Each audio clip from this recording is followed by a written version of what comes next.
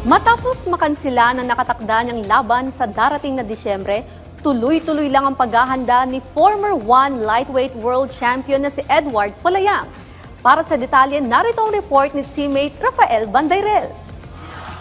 Mag-iisang taon na nang huling sumalang sa aksyon ang Pinoy mixed martial arts legend na si Edward Folayang. Sa kabila nito, tuloy-tuloy pa rin ang pagiging aktibo ng dating one lightweight world champion. Habang wala pang laban, nagsisilbi siya bilang mentor at coach ng mga nakababata niyang teammates sa Lions Nation MMA.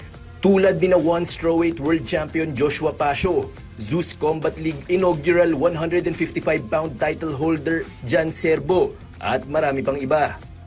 More na parang hands-on ako sa kanila kasi syempre kasabay ko sila sa sparring. So alam mo yan, mas nakikita mo kung ano talaga yung strength at weakness ng mga fighters natin. Sabi pa ng Punong Leon, sa ganitong paraan ay nananatili pa rin siyang in shape at ready to go kung sakaling may dumating na pagkakataong makabalik sa aksyon. Yun naman yung buhay natin.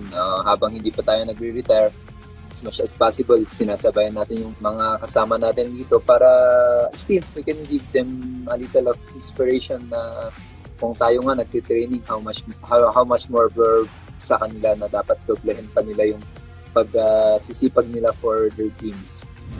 Huling lumaban ang tubong Baguio na si Folayang noong Setyembre ng nakaraang taon, kung saan tinalo niya si Amir Khan ng Singapore via third round knockout.